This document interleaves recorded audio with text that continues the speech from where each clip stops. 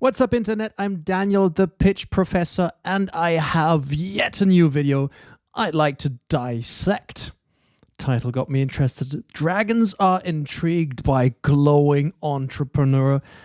And you know, I always thoroughly believe that it's primarily you people invest. They need to believe in you, in your ability to envision something, to execute it, to overcome all the challenges that come in your way, and to overall make your mark. So that title is, well, it's promising. And yes, I'm going to stop rambling. I'm going to jump in. However, I'd kindly ask you to like, comment, subscribe, and hit the bell button because that helps me make this channel grow yet a little more. This has been working really well the last couple of weeks, and that makes me happy. Because at the end of this year, 2024, I want to reach 1,000 subscribers. That's my personal mission. And every single subscriber makes me happy. Okay, let's cut to the chase. Let's jump right into Dragon's Den. I believe this is season 20, so a very recent one. Let's go.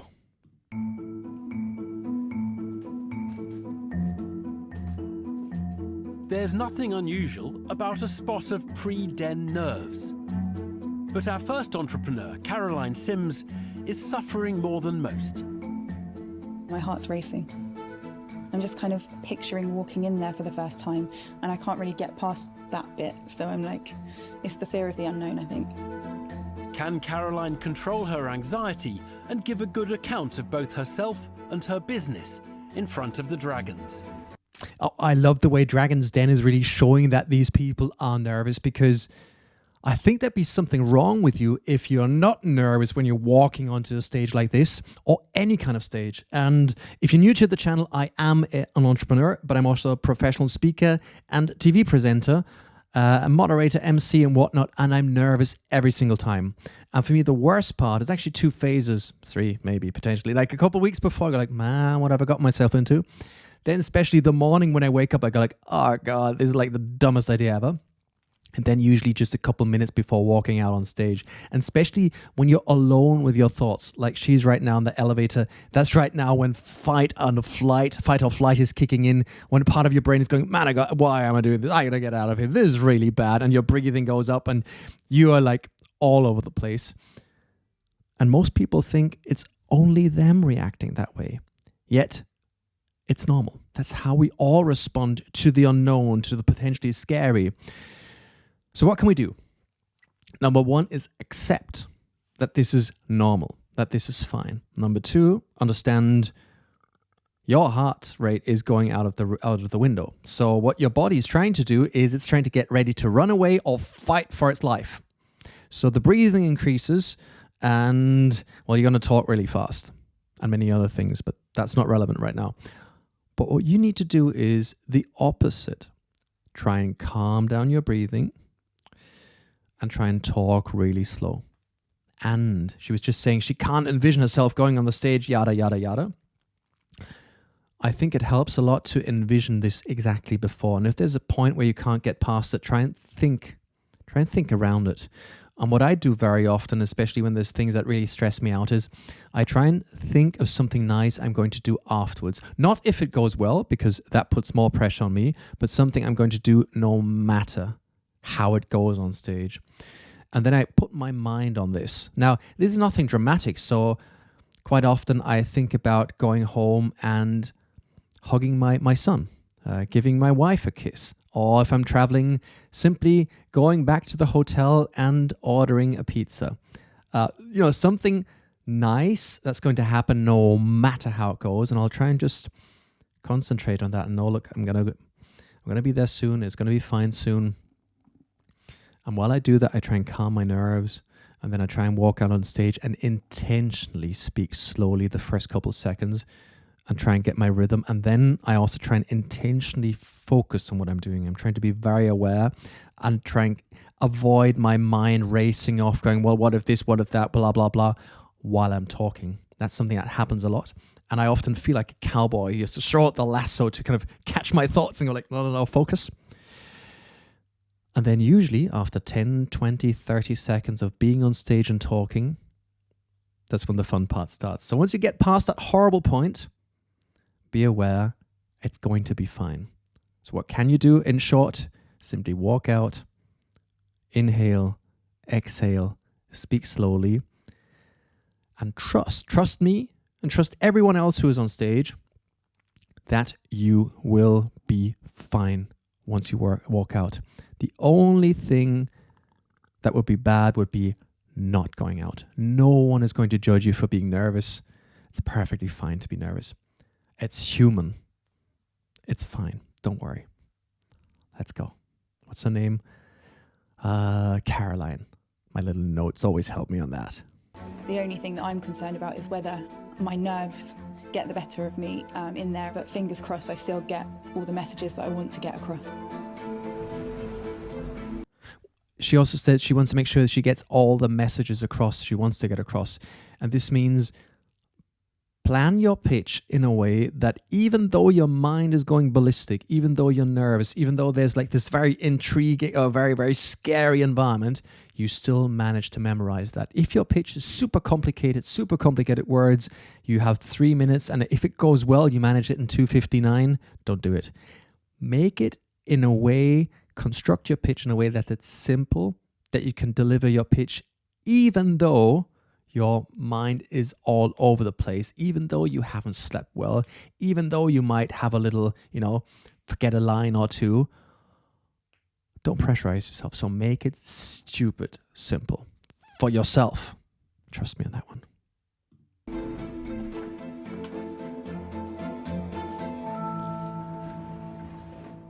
Hello. Hello. Do I just start now? You do, but speak nice and loud so Sorry. we can hear you. Sorry.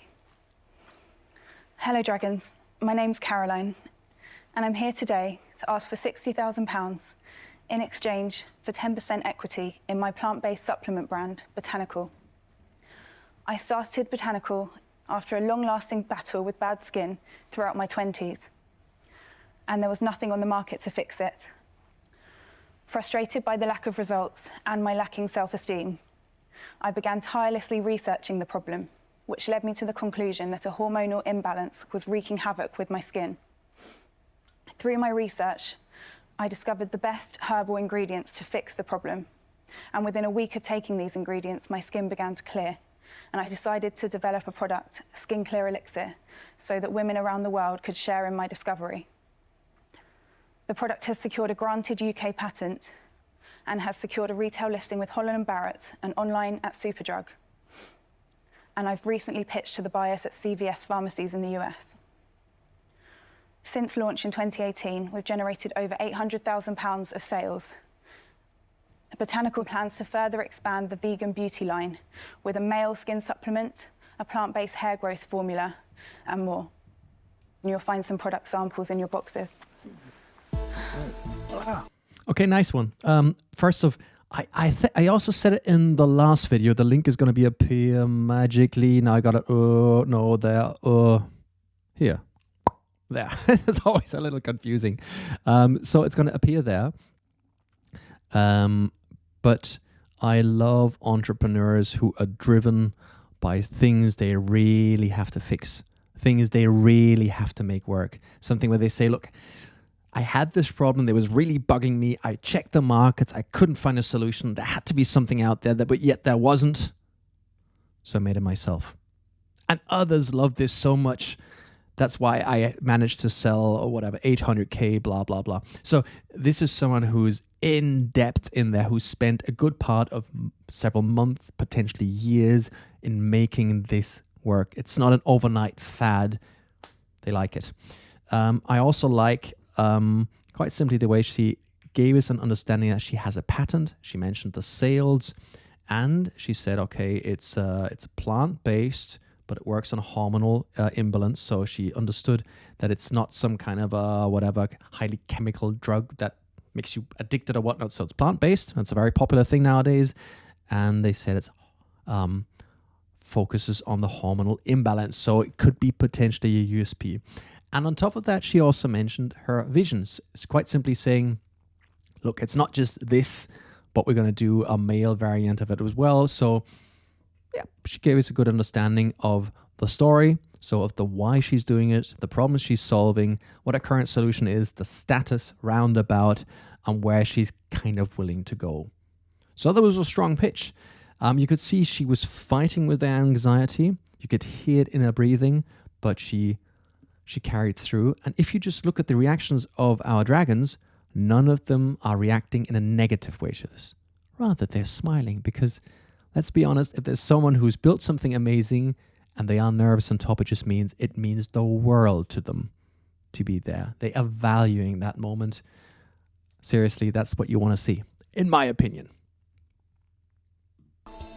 A plant-based supplements range for skin and hair is the offering from Caroline Sims. I'm sorry, I'm so nervous. Hey, relax. Really good pitch. Thank you. She's looking for £60,000 in exchange for 10% of her herbal health and beauty business. I've got great skin Yes. for my age, But I do need the new hair Okay. growing supplement. I think that might be a lost cause. I'm just, in case you're holding out. Sarah Davies can always be relied on to tell it like it is. And Tuka Suleiman isn't the only one in line for a dose of her customary plain speaking. I mean, just a small thing. Why are you nervous? You're nervous that you can't deliver your lines. You're nervous that your mouth might dry out. You are nervous that you might not get your point across. All these things, what you can do is simply voice it out. By that, I mean, don't say, I'm nervous of pitching, but rather break down every single individual point why you are nervous, what you're scared of, and then try and come up with solutions.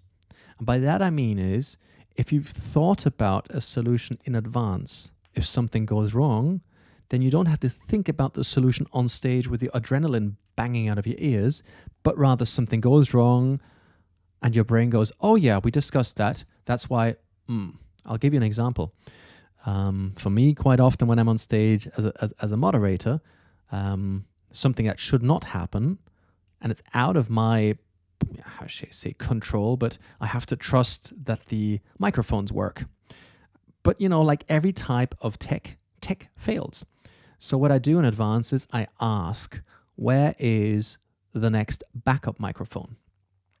Why do I do that? Because I don't want to be on stage and suddenly my microphone fails and like, oh, what do we do? What do we do? What do we do? But rather, in the moment of failure, that I simply have to bridge 2 or 3 or 4 seconds, calmly walk to where the microphone is and just grab it and go. And I've had that happen to me 3, 4, 5 times.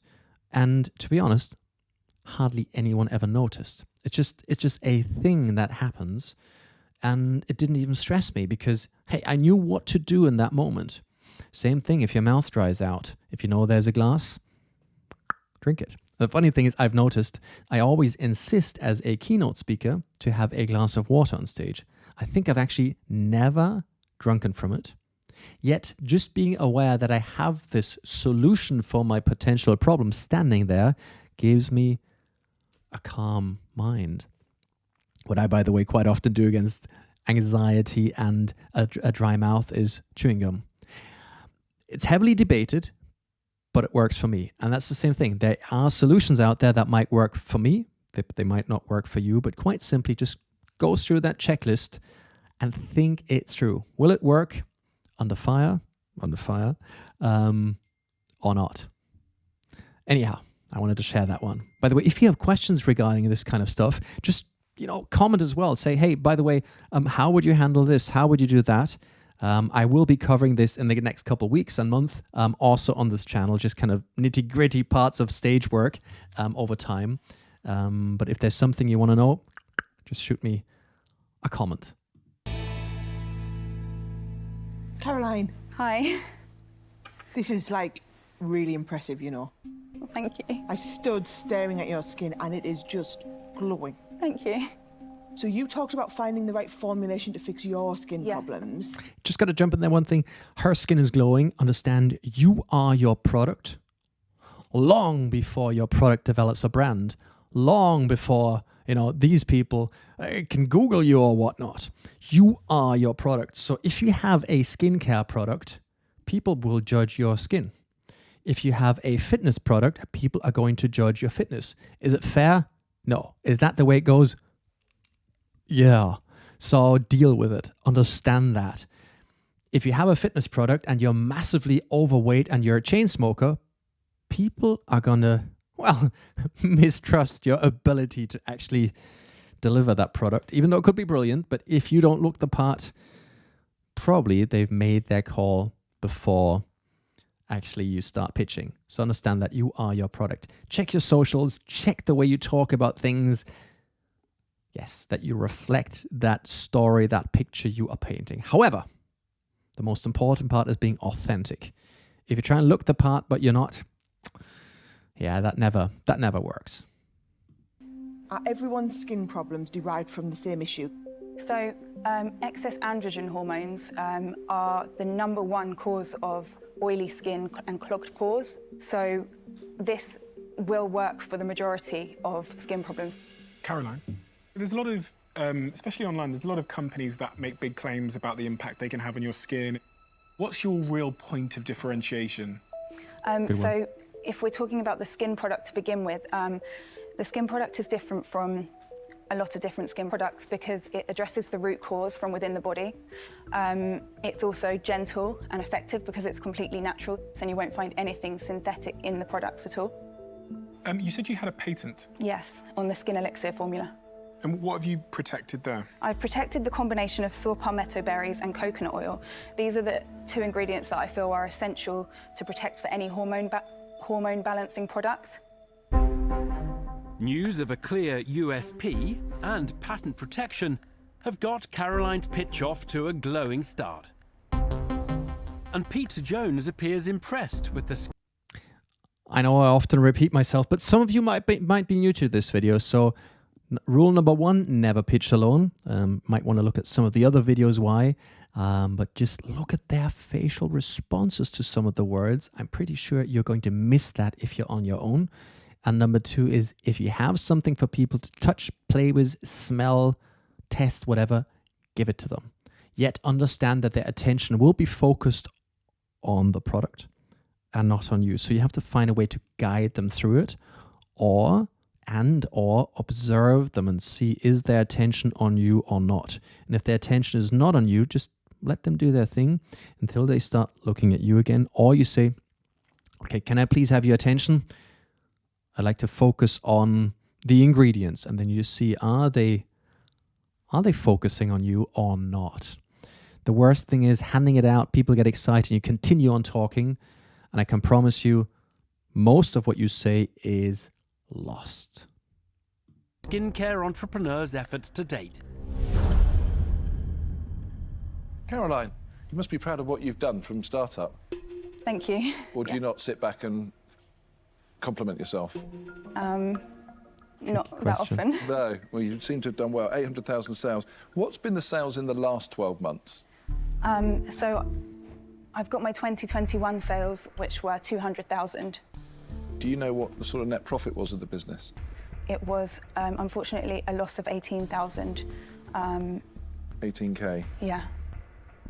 Can I just ask, Caroline, so I know you gave us some of the figures, Okay. but just looking back since you started, Okay. so I can see the profile of growth. 2018 is when I started, and that was £39,000 revenue with a net of 7,000. And then 2019 was a revenue of 244,000 with a net loss of 26,000, but the patent costs were 31,000 in that year. And then the final year was 200, yeah. So it's dropped in the final year, and that was mainly down to... I would say that was down to significant changes in the online Facebook advertising world, and they had a big impact. Small thing here. She answered very well. Caroline answered very well, but she could have proactively led the way she's answering it and saying, okay, this is the revenue, this is the loss and or profit, and always give us an understanding why it happened. And interestingly, okay, in 2019, minus a loss of 26K. However, she invested 31 into the patent. So hey, that's okay, because let's be honest, profits and losses, You always need the context to it. Why have you invested? Well, fair enough then. And on the last part, she said 2021, they dropped in profits quite simply because something happened in the social media world. And Stephen, he nodded heavily. And most of you out there who have something to do with this, myself included, will know that in that year, and kind of also in the years before, a lot of algorithms changed. And with that, just quite simply the way you could be found on social. So if you had a glowing business which has a social media sales channel, that can quite simply change, not by your product worsening in any form or context, just by simply an external factor, as in an algorithm reacting differently. That doesn't make you good, it doesn't make you bad, it's just something outside of your field, yet something you might want to respond and react to. And by proactively saying this happened then, that happened then, this is why this happened, you can guide it rather than people pulling it out of your nose, or even worse, just seeing minus 18K in that, you're going, oh, that was bad, and then hook you off. So always give it the context and always guide that tour. Impact on my profitability from Facebook sales. So, at the moment, how do your finances look in the bank? Most of the money is in stock at the moment. I have about 31,000 worth of stock. And how much of your cash have you got? Probably about 5,000. So would you say that, and you're really hand to mouth, correct? Yep. Some in-depth dragon delving reveals that Caroline's balance sheet isn't nearly as healthy as her complexion. And one potential investor's well-honed instincts are issuing a stark warning.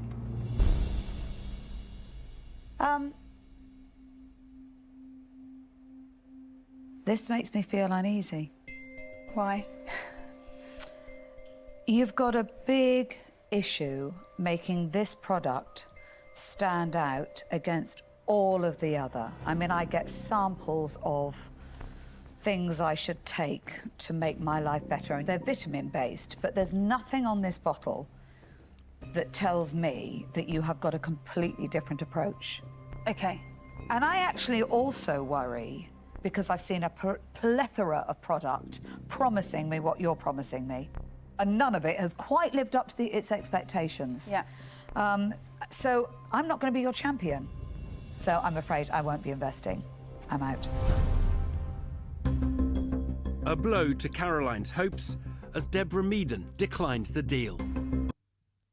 I mean, just the thing here, understand that a lot of people you're going to meet when you pitch to them will have made some experience in some form or function with competing products, potentially negative experience. And that's something you have to expect. And that's something you might also have to proactively communicate. The funny thing is, funny, but I mean, just if you look into the history books of advertising, they are full with anti-hair loss products. Now, if you'd have to ask, that on all of them, I mean, the ads sounds amazing. Take this and you'll have curly hair, full head of hair within weeks. Did any of them work? No. I mean, some potentially, but if you just look around on public transport, there's a lot of bald heads. I come from a long lineage of baldies, so yeah, I'm quite aware of that as well. And that's the thing. So if you've met 99 products that didn't work, number 100, you're probably going to be kind of slightly judgmental of it. So try and distinguish why, even though 99 out of 100 did not work, why yours works. Or address the context of it. Address sometimes specific words that might sound a little weird for people, and then go for it. And it's interesting also, the way Deborah Meaden didn't even want to hear the answer. She just says, no, look, this industry, nap, I'm out. Fair enough. That, again, it doesn't say anything about you. It just says something about the overall experience Deborah Meaden has had in that industry. So don't take that personal. But it's seating rather than supplements that appear to be preoccupying Peter Jones. Can I ask you, I can't help noticing you've pitched all this time with a chair next to you. What's the reason for the chair? I was extremely nervous today. I do struggle with anxiety a lot. So you're petrified? Okay, Caroline, I'm going to ask you to sit on that chair then. Really? Yeah. Do you mind? Okay. This could be very good or very bad. The reason why I want you to sit on that chair is because I want to make you an offer. I love the business. I think your brand is fantastic. I can open up any door in any retailer in the world for you, and I can also help you on the e-commerce. So I'm going to offer you all of the money. I gotta jump in and just look at Caroline's face just now, trying to keep up the game face, because inside she's going like, oh fuck, oh fuck, oh fuck, oh fuck, oh fuck, oh no, no, no, no, no. And on the outside she's trying to keep calm, but her mind is going ballistic, because in that moment she's getting this validation she'd been looking for so much. And I think, again, if you show you're nervous, that's not bad. Look, you're not trying to be an actor playing Shakespeare. You are someone who's showing something that's near and dear to your heart, something you believe in so strongly. It's okay to be nervous because it's important. And I'm pretty sure that Peter is on top, also just simply investing in Caroline as a person. He believes in her. And I did glance over the comments under the video. I always like that. I'm curious to see, well, what some of you think. And someone said that Peter Jones seems to like people that overcome adversity. And by that saying, look, I'm really scared, but I'm still here. That's what you want. You want to have people who are willing and able to go outside of their comfort zone, do the uncomfortable, being comfortable with the uncomfortable, because that's what entrepreneurs are at large, right? It's not staying in your comfort zone. It's doing things that hurt, that are unpleasant, because in that you have growth. And that's what makes us entrepreneurs and many other people out there so special. Those that kind of judge us and talk about us, and those that do stuff. That's us. That's her. And that's Peter Jones. And that's why you see there's a bond very often between investors and founders, quite simply because investors recognize a trait they have themselves in others, which they like, which they understand, which they support. And again, this is something you're trying to show when you're pitching. You're trying to show, look, can we build a relationship? A pitch is about earning time and building trust. In essence, building a relationship. So this is a good start. And I'd like 25% of the business. Thank you. I think I needed to sit down for that. She wanted 10. It's 25. While Caroline takes the weight off her feet, Peter Jones offers to shed pounds from his wallet. Will Sarah Davies follow suit with a rival offer? Can I ask, Caroline, what's the plan with the 60,000? So I want to invest quite heavily in marketing. There are some avenues that I haven't explored yet, like TikTok. I really want to roll out a massive influencer marketing campaign, because I've seen such good results from such a small budget campaign that I just... Then I'm going to make you an offer. Okay. Okay, so I actually wrote down a few things when you were pitching. The bit that impressed me the most is I was looking for a unique point of differentiation in your story. And when you talked about focusing on the hormone side of things, what's going on inside of your body, that felt completely new to me. That's not a narrative I've heard before. One that I really, really do think could do exceptionally well in direct-to-consumer digital marketing. And TikTok, the fact that you're not on TikTok is criminal. So I'm going to make you an offer.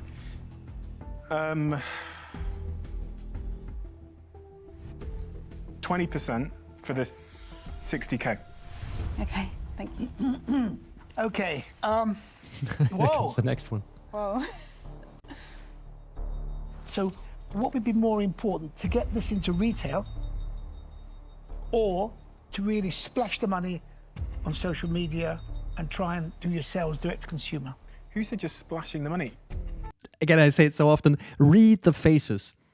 Tuka says, splash the money on social media, and you see Stephen going, what? It's so interesting how much a facial expression can tell you. It's so much more than what people say. It's just their face just instantly reacts. And you can see here that one guy, Tuka, is saying, look, we'll do retail. And Stephen says, no, we'll do social media. And it's different styles, different abilities, different ways of executing. And if you are looking for investors, don't look for just the cash, but understand what kind of abilities are they bringing to the table, what kind of skill sets, but also what kind of philosophies. Is it more a traditional approach? Is it a more modern approach? And again, I'm not saying good or bad. I'm just saying this is a great example here. Is it maybe a mix? And what is the right thing your product needs? You might have products that need TikTok. You might need products that don't need TikTok. It's really interesting. I like this. And by the way, the valuation has dropped quite significantly. We were at 10% for 60K, so that's a 600K valuation. And we've gone right down to 25% for 60K, so it's a 240K valuation. And we've gone up a bit to, I believe, 20%, so that's a 300K valuation. You're framing it as if social media is a waste of money. I don't care. Social media marketing costs money. Of course it does. All marketing costs money. Yeah. So all I'm saying is retail is where I believe in the short term you can catapult the brand. Mm-hmm. So I'm going to offer you all of the money, but I also want 25%. Okay. Fun fact, who would you take? Caroline, Hi. can I ask, you know the nerves? Yes. Was that because we're scary dragons, Yeah. or was it because of the TV? I think it was the fear of the unknown. Like, I've never done anything like this before, so I think it was just, yeah. You know, I do a lot of work on the shopping channel. Small thing. If you just look at the way Caroline is now, sitting down, the way she is, she seems quite relaxed. She's gotten the validation, the pitch is over. So she's relaxed to this whole setting. Yet at the beginning, she's very nervous. And just understand, if you have anxiety at the beginning, it's just a minute you have to survive. It's a minute, maybe it's two. Focus on that. You will be fine. You will be fine. Just look at this. Like, go forwards and backwards. Just look at this different type. Just think about it. However, if she would have walked out, what she would have missed. Because I think you standing up and telling your story is really, really compelling. Yeah. And I think selling supplements through infomercials, through TV shopping, I think that's a really powerful way to do it. Okay. And I'd like to make Third things channel. interesting. So I'm going to offer you all of the money, Okay. and I'd only look to take 15% of the business. Okay. Thank you. Thank you. This is turning out good, huh? I wasn't expecting this. Would you like to go talk to the wall? God, okay. Yeah. A Still haven't flurry of understood that. further offers for the entrepreneur, who now Talking has to the 4 wall. competing bids to consider.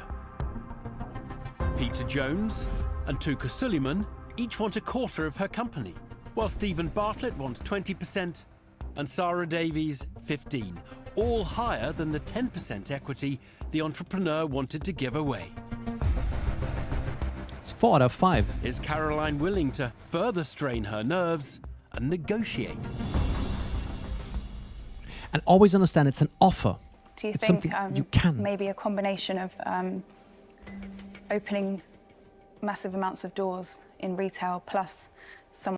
I got to jump in here. She's renegotiating. As soon as she did it, you might want to jump back for a second. Tuka jumps forward on his chair. He's on fire. He's curious. He wants to go in there for the kill, you know. Again, that's exciting. And I say this every time, but before you go into the ring, into the arena, just be aware, like, what is the area in which you're willing and able to move? What would you like? What is it that you need? Calculate it. Think about it. Do you need the cash? Do you need the equity? How many more rounds do you want to do? What do these different individuals bring to the table? What are skills you require? And then try and, well, renegotiate. But it's always something where you have to be within a certain range. So if someone wants 25% and you say, well, I'll give you 2%, that's a punch in the face. But if it's, within range, then I think it's fair. She was offering 10%. There was 2 offers for, on offer for 25. That was the max. So I think it's totally fine to drop down to 20%. 17.5 would probably be too low. But again, it's a gut feeling. And what you could also do if you're really into this, just look at previous deals, look at previous deal structures, look at previous movements, how far were they willing to go down, and then you should be fine. Because at the end of the day, equity does not grow on trees. However, tremendous opportunities in life don't either. So it's a thin line. Watch the Collars & Co pitch. I'll have a video up here, there, now, and you'll see it. Someone who's expert in marketing might be quite a good solution. Yeah, I mean, that's your business model, isn't it? In that case, would you guys be willing to... Is that what you would... No, I She's wasn't holding actually back. myself and Stephen, you think? Just the marketing plus the opening all the doors? I'll tell you what, if it was a shared deal, then I'd share it at the 25% for the 60,000.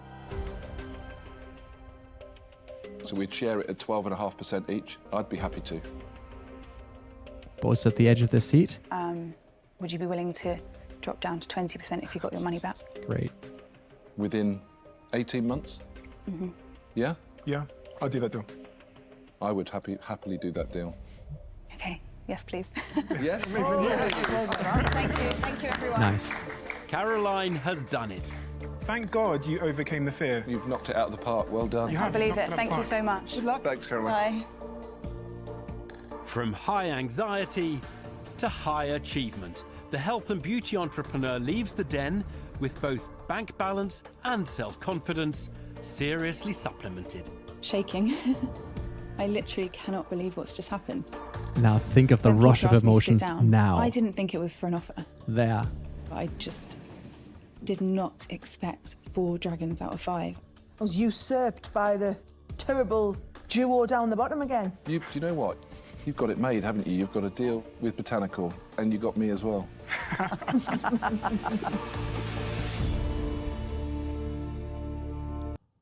Love it. So when you're nervous, just think about it and understand you're just a step away of earning one of the greatest feelings in the world. It's like when you've overcome it, when the adrenaline rushes there and you go off stage and go like, I did it. This is the best feeling in the world, and this can only be earned. So in that sense, I go out there and earn it. The best things in life are earned. In that sense, I hope I earned a subscription, at least a like.